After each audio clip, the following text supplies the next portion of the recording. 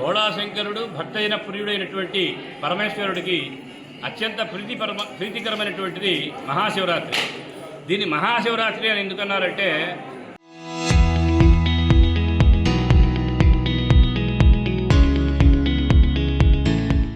మామూలుగా మనకి ప్రతి నెలలో కూడాను శివరాత్రి వస్తుంది, దాన్ని మాస శివరాత్రి అన్నాం. ఇది మహాశివరాత్రి. మహాశివరాత్రి ఎందుకంటే అసలు శివం అనే పదానికి కళ్యాణం, భద్రం, శ్రేయస్సు అని చెప్పి అర్థాలు ఉంటాయి.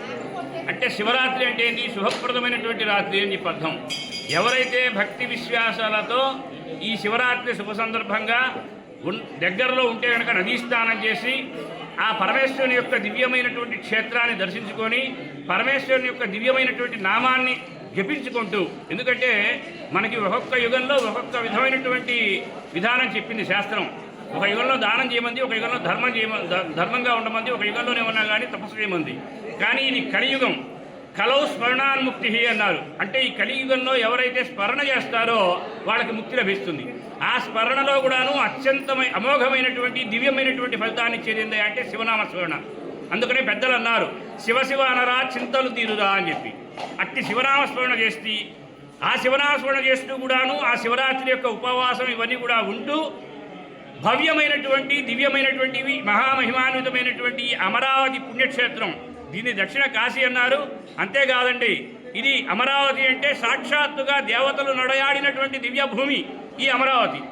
అటువంటి ఈ అమరావతి యొక్క అమరేశ్వర స్వామి వారు ఎవరైతే దర్శిస్తారో, దర్శించి ఆ యొక్క అభిషేకాది కార్యక్రమాలన్నీ కూడాను చూసి భక్తి శ్రద్ధలతో నమస్కరిస్తారో వాళ్ళందరికీ కూడాను ఇహపర సౌఖ్యాలు కలుగుతాయి అని చెప్పి ఆ ధర్మశాస్త్రం తెలియజేస్తున్నది. దీన్ని దక్షిణ కాశీ అని ఎందుకన్నారా అంటే మనకి ఇక్కడ కృష్ణానది ఉత్తరవాహినిగా ప్రవహిస్తూ ఉన్నది. అలానే కాశీలో ఉత్తరవాహినిగా గంగానది ప్రవహిస్తుంది. ఈ కృష్ణానది అనేటటువంటిది నదులన్నిటికీ కూడాను అక్కగాను, తీర్థాలన్నిటికీ కూడాను తల్లిగాను శాస్త్రాలు తెలియజేస్తున్నాయి. అంటే ఏమిటంటే నదీనాం అగ్రజామహం త్వహం తీర్థాన్ని సర్వతీర్థాన్ని మాతరాని అని చెప్పి ధర్మశాస్త్రాలు తెలియజేస్తున్నాయి.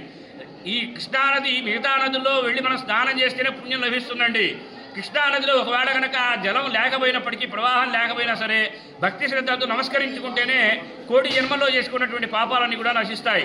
నమామి సుకృత శ్రేణి తరంగిణీం యద్వీక్షణం కోటి జన్మకృత దుష్కర్మ శిక్షణం అని చెప్పి ధర్మశాస్త్రాలు తెలియజేస్తున్నాయి.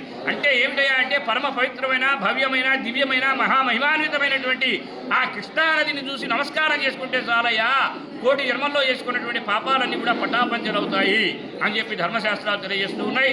ఈనాడు ఎవరైతే ఉపవాసం ఉంటారో, ఎవరైతే శివనామస్మరణ చేస్తారో, ఎవరైతే నదీ స్నానం రోజు మొత్తంలో కూడాను ప్రతిరోజు కూడాను స్నానంతో నదీ స్నానం ఉత్తమం అన్నారు. నదీ స్నానం అమోఘమైనటువంటి ఫలితాన్ని ఇస్తుంది.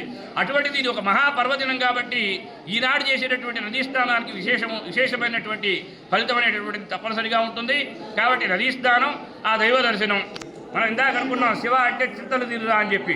దూర్జటి మహాకవి అన్నాడు, ఏమన్నాడయ్యా అంటే నిప్పై పాతక తూల శైలమడచున్ నీ నామమున్ తప్పుందారును విన్ననంత కబూజ దర్పోద్ధత క్లేశములు దప్పున్ వారును మౌతులతోని శాస్త్రములు మహాపండితులు తెలుపుగా తమకింత శంకవోలనే శ్రీకాళహస్తీశ్వర అని.